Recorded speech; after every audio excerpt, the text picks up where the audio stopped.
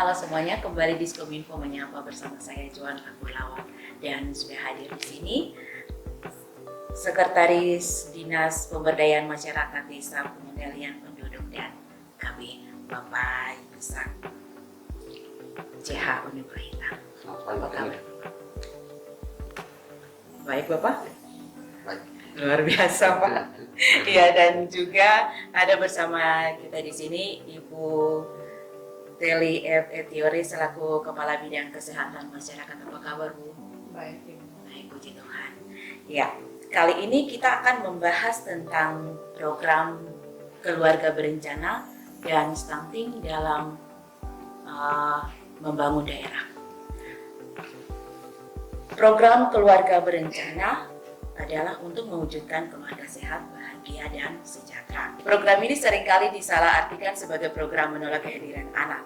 Nah, untuk dapat memahami lebih jauh program KB ini, mari kita simak penjelasan dari Bapak Sekretaris. Iya, Bapak, di program keluarga berencana, apa yang dimaksud dengan program keluarga berencana ini, Bang? Ya, baik. Terima kasih, Bu. Barangkali saya Sekretaris Dinas Pemberdayaan Masyarakat dan Desa Pengendalian Penduduk dan Keluarga Berencana yang kami kira punya salah satu bidang tugas terkait dengan penanganan keluarga berencana. Nah, bicara terkait dengan keluarga berencana artinya bahwa keluarga yang direncanakan dan sesuai dengan amanat Undang-Undang Nomor 10 Tahun 1992 tentang perkembangan kependudukan dan perkembangan keluarga sejahtera. Kalau itu mendefinisikan keluarga berencana adalah upaya peningkatan kepedulian dan peningkatan peran serta masyarakat melalui pendewasaan dan pendewasaan usia perkawinan, kemudian bicara terkait dengan pengaturan kelahiran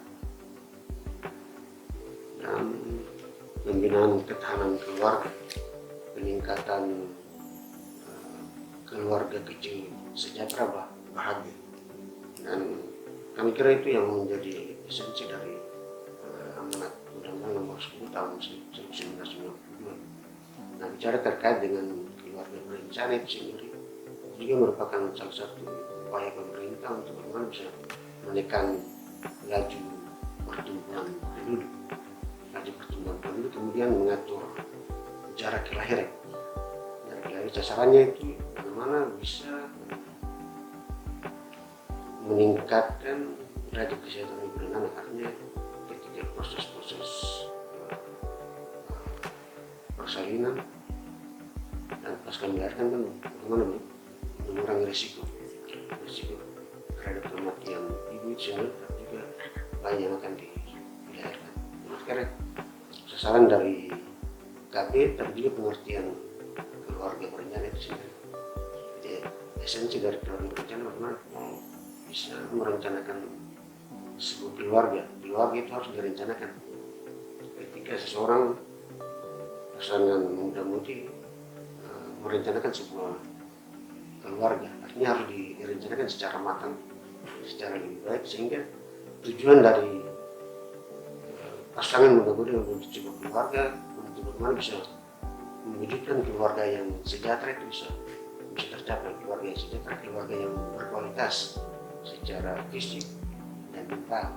Jadi itu mesti dipersiapkan sejak awal untuk bagaimana pasangan muda itu bisa ke depannya bisa membentuk sebuah keluarga, mulai dari ketika proses pasangan muda-mudi menjadi calon pengantin itu mesti dipersiapkan fisik, mental, jasmaninya, sehingga ketika masuk dalam jenjang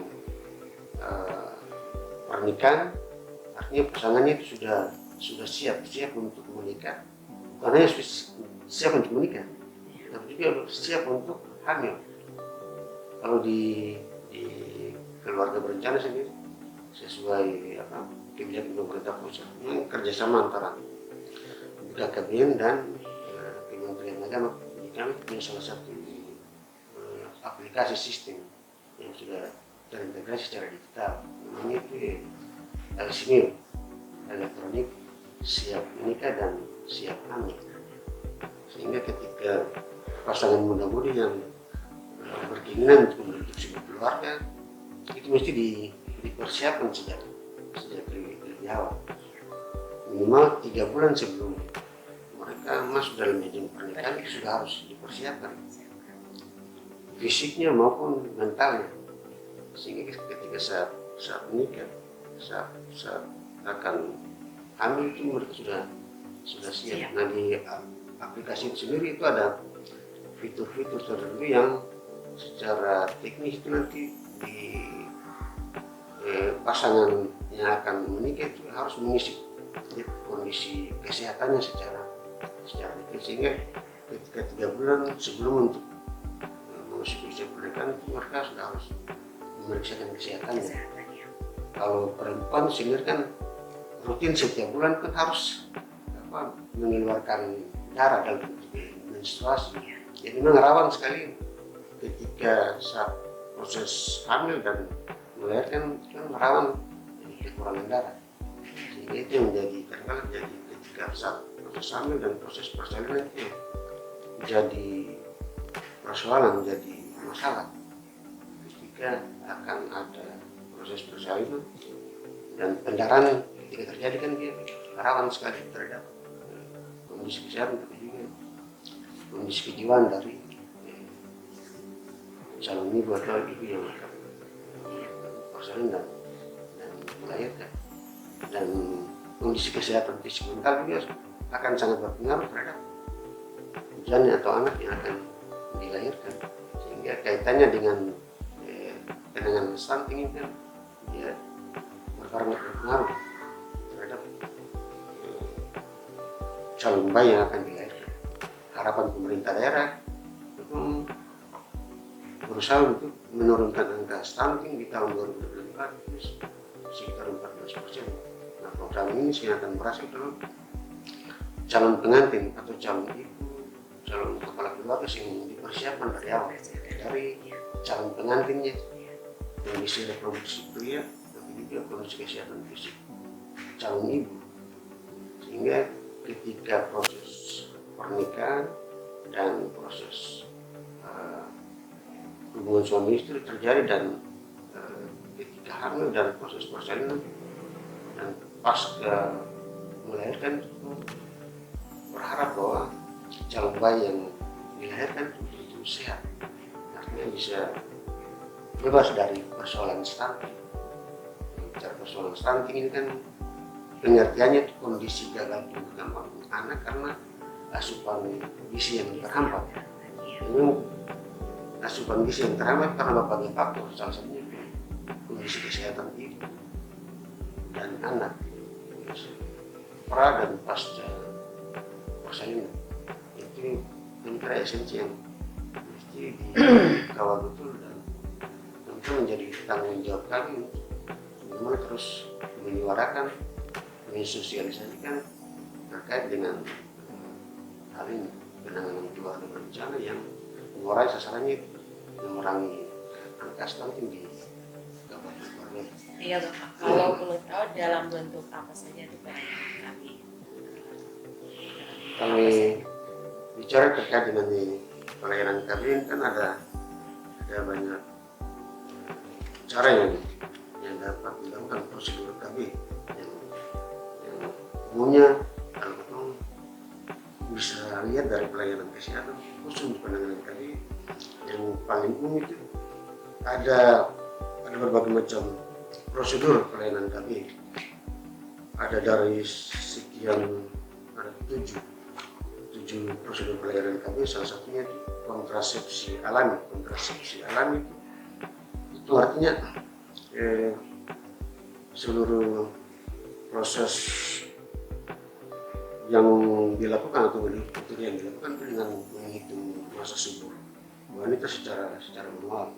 Artinya ketika proses hubungan suami istri dilakukan itu ada hitungannya, hitung masa subur wanita secara manual dengan memperhitungkan juga terkait dengan siklus menstruasi. Dan juga dapat dilakukan dengan istilah medisnya bilang ejakulasi di dalam dan di luar. Kalau ejakulasi di luar itu kan untuk mencegah terjadinya proses pembuangan di dalam rahim itu kan, sehingga bisa mencegah kehamilan. Itu ya cara alami yang dilakukan bagaimana merencanakan sebuah keluarga rencana yang direncanakan. Tapi juga ada alat kontrasepsi yang berbeda terkait dengan pelayanan PKB.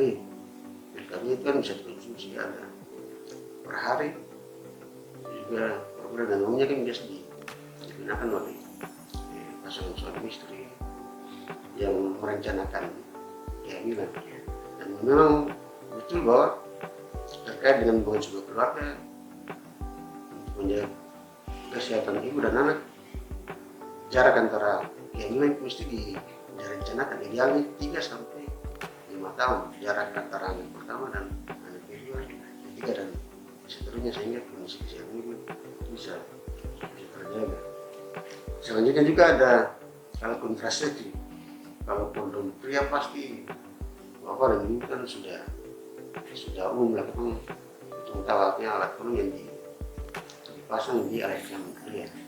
Tapi juga ada alat kondom wanita, alat itu dalam bentuk plastik yang dipasang di sekitar area vagina wanita, dan di ujungnya itu kan ada ring yang menyesuaikan dengan alat kelamin pria. Itu kalau bicara kondom tidak hanya pria tapi juga wanita juga. Kemudian juga ada alat kontrasepsi dalam bentuk suntik ini kan bisa sebulan sekali dan 3 bulan sekali, memang dianggap efektif, memang bisa mengatur jarak kehamilan. Selanjutnya juga ada ada implan jenis alat kontrasepsi itu dalam bentuk seperti batang korkap itu dipasang di paus nih, tapi dia punya efek samping itu mens jadi kurang lancar. Juga ada pembengkakan di area yang sangat tersebut. Kemudian ada itu istilah medisnya itu alat kontrasepsi yang dipasang di rahim wanita, itu fungsinya untuk mencegah itu mengandung hormon progesteron kalau istilah medisnya. Itu dia fungsinya untuk mencegah terjadinya ovulasi pengertian medisnya sel telur yang sudah matang itu biasanya dikeluarkan di dinding ovarium dan kemudian disalurkan ke ada istilah medisnya boleh itu, dan itu bisa sel telur itu siap dibuai. Hasil sperma bertemu pasti terjadi kegagalan dan terjadi kehamilan. Hormon progesteron itu dia fungsinya untuk mencegah terjadinya ovulasi sel telur yang sudah matang itu, sehingga tidak terjadi yang namanya istilah ovulasi. Itu beberapa prosedur kontrasepsi yang digunakan dalam sebuah perencanaan mengatur jarak kelahiran antara anak pertama, kedua, ketiga dan seterusnya melalui proses KBT. Kalau dari segi bidang kesehatan, keuntungan apa saja dari program KBT tersebut? Terima kasih Bu Ren. Kalau dari kami bidang kesehatan sangat beruntung karena dengan adanya KB, yang pertama itu untuk menjaga kesehatan ibu dan bayi. Ini program kehamilan yang direncanakan dengan matang dan memberikan dampak baik bagi kesehatan ibu dan bayi. Selain itu, program KB juga memberikan pengarahan bagi mengenai langkah-langkah untuk menjaga kesehatan ibu dan bayi sebelum maupun setelah melahirkan. Yang kedua, kami beruntung juga dengan adanya program KB karena mendorong kecukupan ASI dan pola asuh yang baik bagi anak. Dengan program KB juga pasangan dapat merencanakan waktu kehamilan dengan tepat. Hal ini erat kaitannya dengan kecukupan ASI karena ASI sangat penting untuk pola asuh anak. Idealnya jarak anak pertama dan kedua adalah 3-5 tahun, yang tadi Pak Sek sudah singgung. Dengan waktu ini anak pertama bisa mendapat ASI juga dengan baik karena ASI itu mulai dari 0 sampai 6 bulan ASI eksklusifnya, yaitu kalau jarak anak 3 tahun sampai 5 tahun berarti anak pertama dia bisa dapat ASI dengan baik, dengan cukup. Karena kalau jarak anak dekat berarti anak pertama dapat ASI tidak cukup demi kesehatan bayi tersebut dengan maksimal hingga usia sampai 2 tahun. Tak hanya itu, anak juga bisa mendapat perhatian penuh dari orang tuanya sehingga bisa berdampak positif untuk pertumbuhan dan perkembangan. Yang ketiga, mencegah kehamilan yang tidak direncanakan. Tadi kehamilan harus direncanakan sehingga pasangan itu bisa merencanakan bahwa anak kedua dan anak pertama dan kedua bisa jarak sampai 3-5 tahun dan berisiko mengalami kehamilan yang tidak direncanakan, misalnya perempuan di atas 35 tahun itu sudah risiko. Kalau perempuan di atas 5 tahun dengan jarak anak yang dekat berarti sudah risiko terhadap ibu tersebut pada saat melahirkan sehingga bisa terjadi masalah pada saat melahirkan. Dan belum menopause yang melakukan hubungan intim tanpa alat kontrasepsi. Berarti yang menopause ini untuk ibu perempuan yang batas umurnya kan biasa haid berhenti itu ada yang 45 tahun, ada yang 50 tahun. Itu sebelum menopause berarti dia sebelum berhenti haid harus KB, karena harus KB sampai 50 tahun. Ya. Kalau tidak KB pasti hamil lagi, kehamilan yang tidak direncanakan. Ya. Karena kalau hamil lagi nanti tanya loh, Bu anaknya berapa? Anak yang kelima, berarti tidak direncanakan kan? Iya, karena tidak memakai KB, sehingga bisa terjadi kehamilan yang tidak direncanakan. Yang berikut mencegah penyakit menular seksual, yang tadi Pak singgung. Dengan adanya KB, kita juga bisa mencegah penyakit menular seksual seperti sifilis, HIV/AIDS. Itu karena dengan menggunakan kondom. Dengan menggunakan kondom pada saat hubungan intim, seorang lelaki harus menggunakan kondom sehingga mencegah penyakit menular seksual. Dan kita tidak menuju ke situ seperti sifilis atau HIV/AIDS. Jadi itu keuntungannya kami kesehatan dengan adanya KB. Yang berikut menurunkan kematian ibu dan bayi. Ya. Karena manfaat program keluarga berencana lainnya adalah untuk menurunkan risiko kematian ibu dan bayi. Kasus ini masih sering juga dijumpai masyarakat, terutama pada kehamilan berisiko. Tadi kita singgung bahwa ibu dengan kehamilan berisiko itu ibu yang sudah umur 35 tahun ke atas, terus di bawah 18 tahun ke bawah, karena ada usia perkawinan dini. Itu juga risiko. Nah, berisiko kalau 35 tahun ke atas tidak merencanakan dengan baik berarti terjadi masalah. Jadi itu sangat kami kesehatan untuk di kesehatan sangat beruntung kalau ada KB ini. Karena itu untuk membentuk merencanakan jarak anak yang baik dan merencanakan anak yang lahir dengan baik.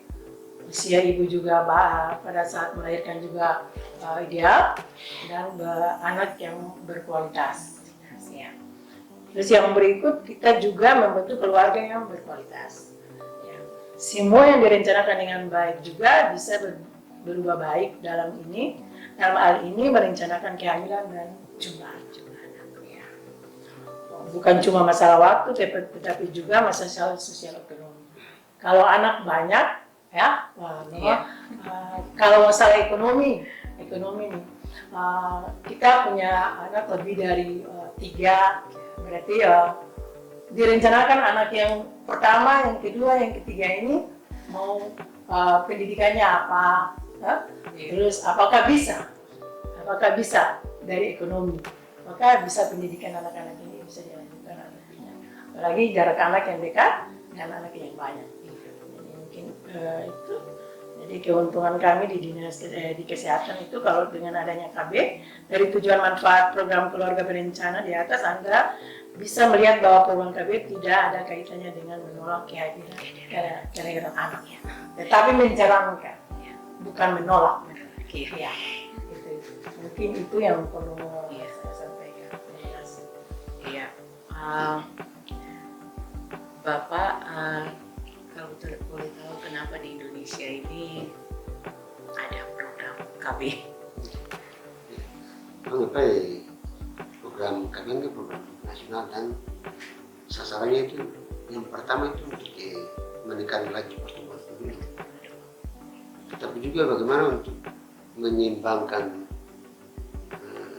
kebutuhan masyarakat dengan jumlah penduduk.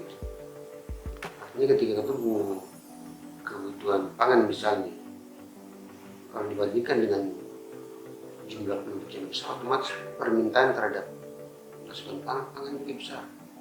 Di sisi lain kita punya ketersediaan lahan yang terbatas kalau dibandingkan dengan jumlah penduduk yang besar, dengan kebutuhan per hari, per minggu, per tahun, otomatis membutuhkan kebutuhan pangan yang besar. Itu salah satu contoh esensi dari, artinya menyeimbangkan antara kebutuhan dengan jumlah penduduk yang tersedia. Kalau realita yang terjadi itu penduduk Indonesia sudah di angka 200-an juta, tentu kebutuhan pangan yang tersedia juga besar. Kalau kebutuhan pangan tidak tercukupi, otomatis pemerintah perlu impor dari negara lain penghasil pangan yang bisa menutupi kekurangan kebutuhan tersebut. Itu salah satu esensi kenapa KB punya manfaat yang besar bagi Indonesia. Dan perlu kita sampaikan sekali lagi bahwa program keluarga berencana ini salah satu program yang memang sudah diakui oleh dunia internasional sebagai salah satu program yang punya korelasi yang sangat tinggi dalam upaya untuk menekan laju pertumbuhan penduduk, mengatur jarak kelahiran, sehingga esensi dari tujuan keluarga yang direncanakan untuk mencapai keluarga yang berkualitas itu bisa terwujud. Yang namanya keluarga yang direncanakan pasti akan dengan mudah tercapai yang disebut dengan keluarga berkualitas. Artinya dari segi asupan gizinya itu terpenuhi. Artinya sebuah keluarga yang direncanakan berarti dengan sendirinya untuk mencapai keluarga yang berkualitas itu bisa terwujud. Nah, keluarga yang berkualitas bisa terwujud ketika asupan gizi, bukan hanya asupan gizi, persoalan kesehatan, tapi juga banyak hal bisa terpenuhi. Artinya sudah direncanakan secara baik dan matang. Artinya dari segi ekonomi juga sudah matang direncanakan. Dari jumlah anak juga sudah direncanakan dengan baik, sehingga tujuan untuk mewujudkan keluarga berkualitas itu bisa terwujud. Kebutuhan anak tercukupi secara ekonomi, pendidikannya bisa terwujud dan tercapai seperti yang tadi disampaikan oleh kami dari kesehatan untuk bahwa keluarga yang direncanakan ketika kebutuhan pendidikannya sudah pasti direncanakan dengan baik. dan perencanaan kebutuhan pendidikan anak-anak yang direncanakan dengan baik, ya pasti untuk masa depan pasti terjamin. Itu esensi dan tujuan dari kami, keluarga yang direncanakan, sehingga keluarga yang berkualitas itu bisa tercapai. Keluarga yang memiliki ketahanan ekonomi, asupan gizinya dengan yang baik, sehingga masyarakat Indonesia yang ber-KB yang sudah direncanakan pasti punya kualitas kesehatan yang baik, tingkat harapan hidupnya juga baik, indeks pembangunan manusia juga baik, artinya akses untuk bisa mendapatkan pelayanan kesehatan, pendidikan juga semakin makan dan baik, dan menjadi generasi Indonesia ke depan yang rata-rata punya keluarga yang direncanakan terimplementasi dalam program keluarga itu pasti memiliki keluarga yang berkualitas dan punya masa depan yang baik. Dan kami kira dengan 200 jumlah penduduk Indonesia ini punya manfaat yang sangat besar, karena penduduk Indonesia ini punya bonus demografi yang bisa dimaksimalkan dengan baik ketika keluarga itu direncanakan dengan baik, dengan matang, dan tujuan akhirnya keluarga yang berkualitas. Kami sudah dirasakan punya manfaat yang sangat besar terkait dengan program ini, dan yang sudah diakui oleh dunia internasional sebagai salah satu program yang berhasil di Indonesia, dan Indonesia juga menjadi panutan juga di negara-negara lain. Negara lain juga mengadopsi program ini dan bisa diterapkan di negaranya dalam upaya untuk meningkatkan laju pertumbuhan dan mengatur jarak daerah. Kita menjadi manfaat yang sangat besar bagi negara ini. Ya, itulah penjelasan dari program keluarga berencana. Kita tinggalkan pembahasan tentang program keluarga berencana. Kita bahas tentang stunting. Iya, stunting. Apa itu stunting? Bisa Ibu jelaskan. Ya, terima kasih. Kalau stunting ini, stunting adalah gangguan pertumbuhan dan perkembangan akibat kekurangan gizi kronis dan infeksi berulang yang ditandai dengan panjang atau tinggi badannya berada di bawah standar yang ditetapkan oleh Kementerian Kesehatan, yaitu kalau panjang atau tinggi badannya di bawah -2 berarti itu dinyatakan dia stunting atau ya. Untuk bidang kesehatan itu juga termasuk di Perpres 72 tahun 2021, program percepatan penanggulangan stunting bertujuan untuk memastikan agar semua sumber daya diarahkan dialokasi untuk mendukung dan membiayai kegiatan-kegiatan prioritas, terutama meningkatkan cakupan kualitas pelayanan pada rumah tangga atau 1000 hari pertama kehidupan. 1000 hari pertama kehidupan ini kita mulai dari ibu hamil, dari hamil sampai dengan dia 2 tahun melahirkan dan bayi 2 tahun. Anak balita tersebut sampai dengan 2 tahun sehingga dia mendapat asupan gizi yang baik. Yaitu 1000 hari pertama kehidupan itu dari 260 hari kehamilan. 260 hari kehamilan dan 0 sampai 6 bulan itu 180 hari. 180 hari, nanti dia sampai dengan 6 sampai dengan 8 bulan, dia 12 sampai dengan 2 tahun itu 360 hari. Jadi itu masa periode emas. Kita mencegah stunting, intervensinya mulai dari 1000 hari pertama kehidupan. Dari hamil sampai dengan dia melahirkan, sampai bayi tersebut menuju ke 2 tahun. Itu periode emas untuk mencegah stunting. Kalau stunting, bayi tersebut stunting, kita sudah tidak bisa pada saat diagnosis anak tersebut 2 tahun sudah stunting, intervensi sudah tidak bisa lagi karena kita harus intervensi dari 1000 hari pertama kehidupan. Sudah tidak bisa mencegah. Iya Bu, kalau menurut data wilayah Kabupaten Maluku Barat Daya di daerah atau desa mana saja dan sudah ada stunting ya, balita yang mengalami stunting, itu kira-kira berapa persen? Gitu. Ya, terima kasih Ibu. Kalau menurut data, kami tarik data dari penjemputan. Dari penjemputan itu di tahun 2023 kami 2022 itu kami punya prevalensi stunting di Kabupaten Maluku Barat Daya itu 25,6%. Tapi di 2021 29 ada turun. Ya.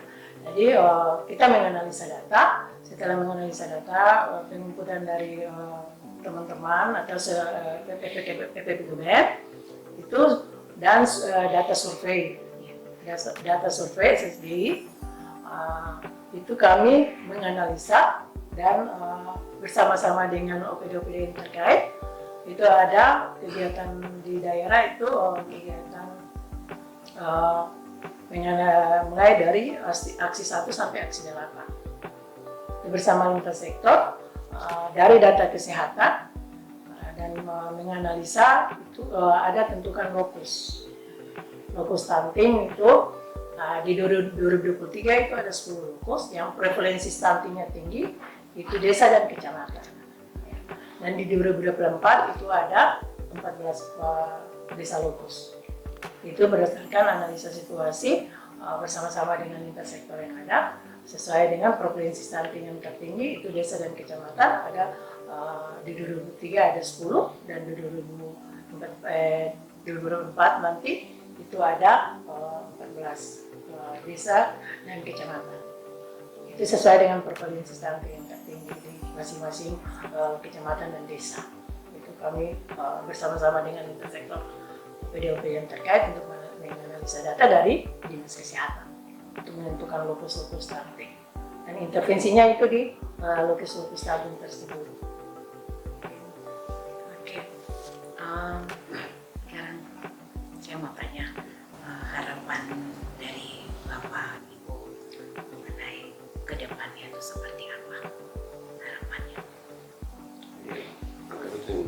Ya, Bapak. Bisa menjelaskan terkait dengan harapan kami di kami bicara terkait dengan kegiatan itu terkait dengan stunting dan kalau kita bicarakan terkait dengan stunting ini penjelasan stunting itu dijelaskan oleh jadi dari kesehatan artinya yang dapat kami sampaikan terkait dengan stunting adalah kondisi gagal tumbuh kembang anak karena kondisi yang teramat sehingga yang kami jelaskan tadi penjelasan kami terkait dengan kami terkait dengan penanganan stunting sendiri harapannya itu mesti ditangani dari hulunya itu yang harus dikawal betul ditangani dari remaja sampai dengan persiapan calon pengantin itu mesti dipersiapkan dari awal untuk istilahnya kalau di provinsi itu potong pilih stunting. Nah, potong pilih stunting itu dimulai dari remaja dan calon pengantin itu mesti dipersiapkan dan penjelasan awal kami tadi bahwa di kerjasama Data Gen dan Kementerian Agama itu ada sebuah sistem aplikasi yang dikembangkan dan mesti digaungkan di masyarakat itu sendiri elektronik siap nikah dan siap hamil artinya ketika calon pengantin hendak membangun sebuah keluarga itu mesti dipersiapkan 3 bulan sebelum proses pernikahan dipersiapkan betul kesehatan mental, fisik, jasmani dimulai dengan mengisi aplikasi Alzheimer elektronik siap nikah dan siap hamil pasangan calon yang hendak membentuk sebuah keluarga, mereka sudah siap menikah dan siap hamil. Calon pengantin pria harus dipersiapkan terkait dengan organ reproduksinya. Calon pengantin wanita harus dipersiapkan kondisi kesehatannya, khususnya penyakit terkait dengan kondisi kurang darah dan pH-nya dan kondisi kesehatan yang lainnya terus dipersiapkan. Sebab kalau perempuan kan rutin setiap bulan itu harus mengeluarkan darah melalui proses menstruasi. Jadi kondisi rawan kurang darah itu yang mesti dijaga betul, dipersiapkan betul pada saat persiapan mau menikah. Memang aplikasi LCMIL ini tidak menjadi syarat mutlak untuk bisa menganulir bahwa pasangan ini tidak menikah atau tidak akan menikah ketika dia sudah memenuhi syarat untuk ketika sertifikat dari LCMIL itu keluar. Artinya diisi aplikasi, calon pengantin isi aplikasinya itu melalui pemeriksaan kesehatan, dan ketika sertifikatnya keluar bahwa ini sudah layak untuk menikah, berarti dia mendaftar di lembaga keagamaan untuk diproses pernikahan.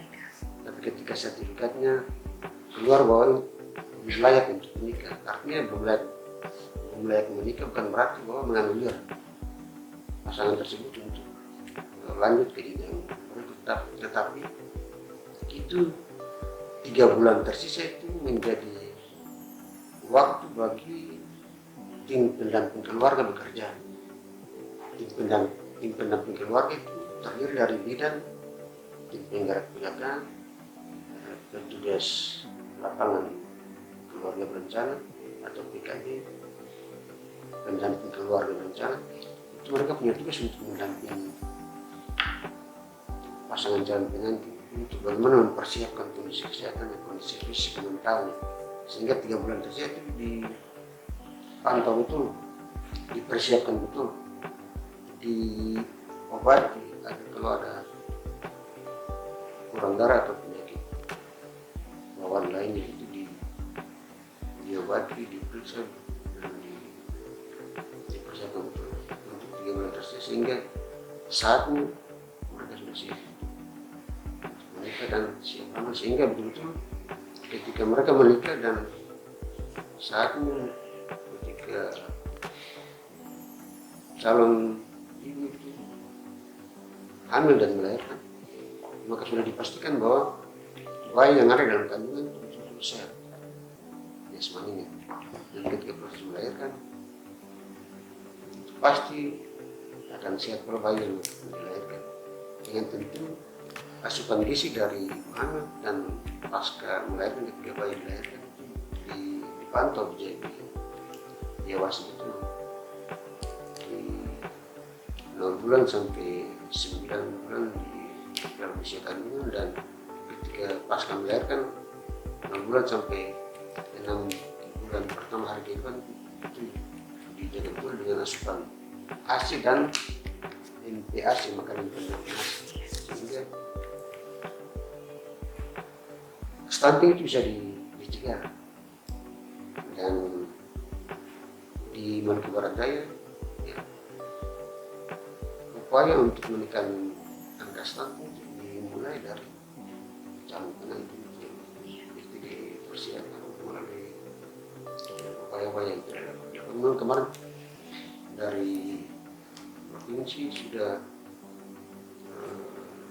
tugasnya memang ada datang dia untuk melakukan pendampingan pelatihan bagi tim pendamping keluarga kaitannya dengan implementasi LCMIL, juga bagaimana penanganan terhadap ibu hamil dan pasca melahirkan, sehingga tim pendamping keluarga ini bisa bekerja maksimal, bidannya bekerja maksimal, dari mereka bekerja maksimal, dan tugas pendampingan keluarga berencana bisa maksimal, sehingga tugas ini bisa dikerjakan secara bersama-sama di kasih, sehingga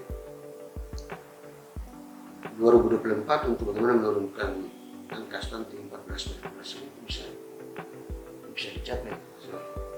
tanggung jawab ini kan tanggung jawab lintas sektor yang mesti dikeroyok secara bersama-sama, sehingga 14% yang menjadi target pemerintah pusat itu bisa dikawal di daerah dan bisa diturunkan.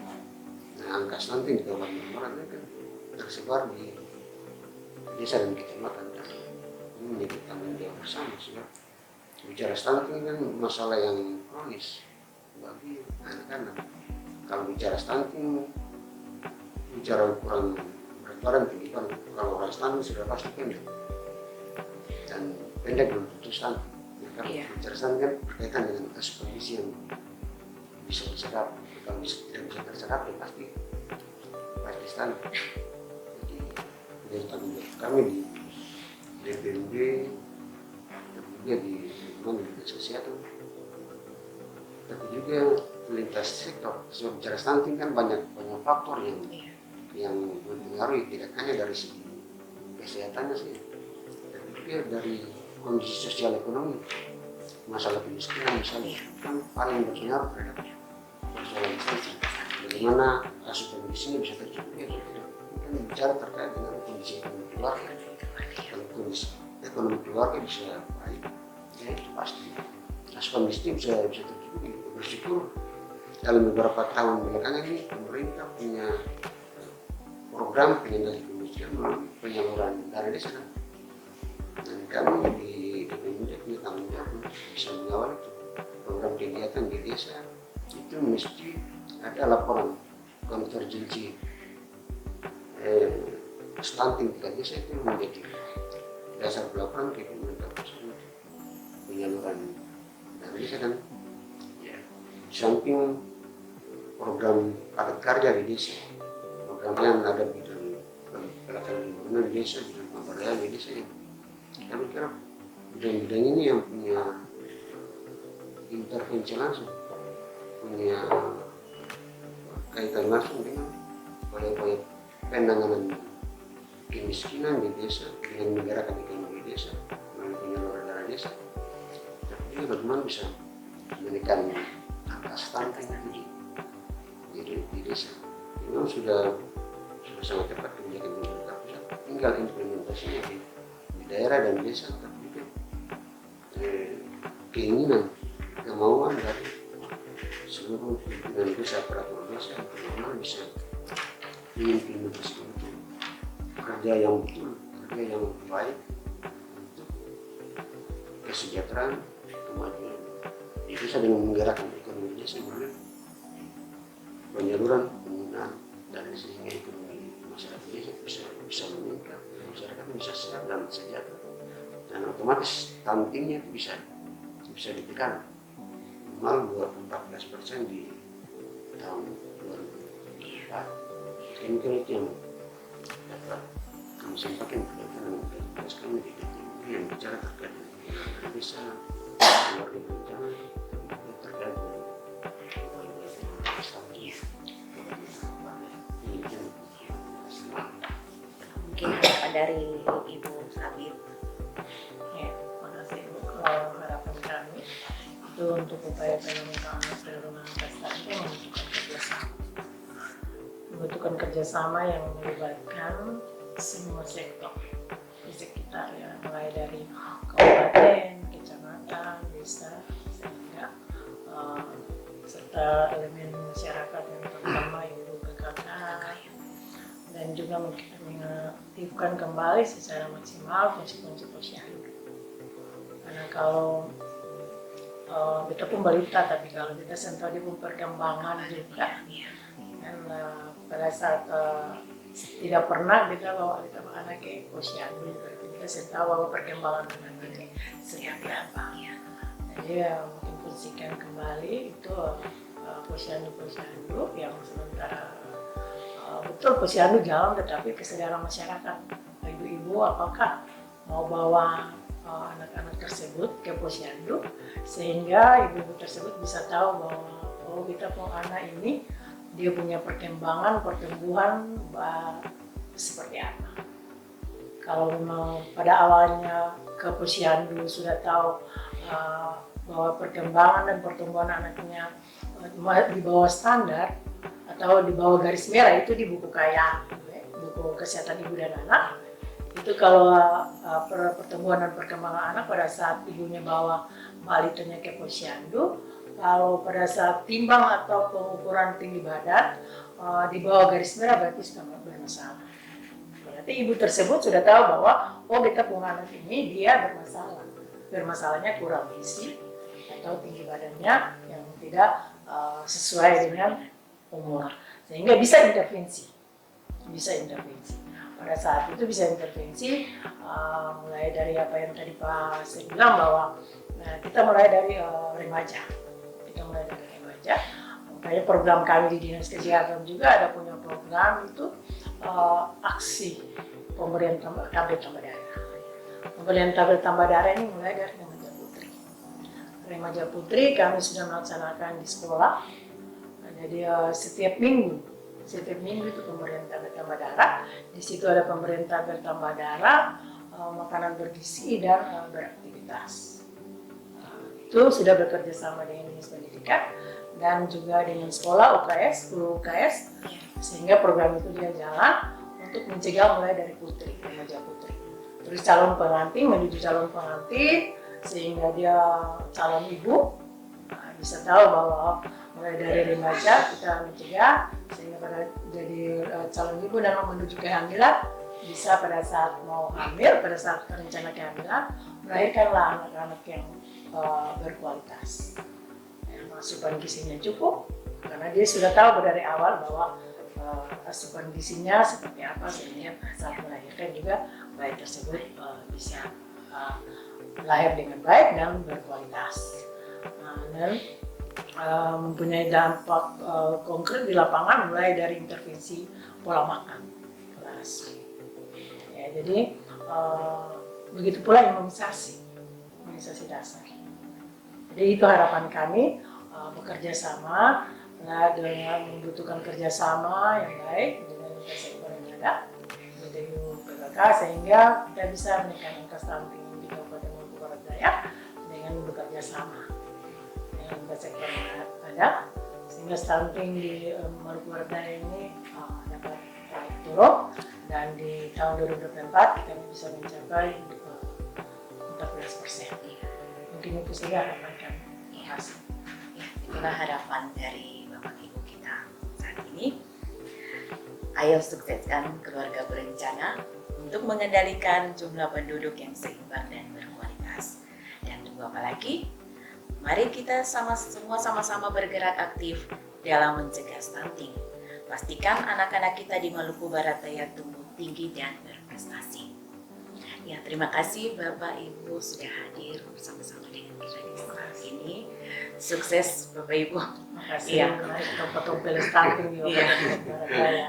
Pemirsa dimanapun berada, terima kasih karena sudah menyaksikan program Diskominfo Menyapa. Jangan lupa subscribe dan aktifkan tombol loncengnya untuk mendapatkan notifikasi berikutnya.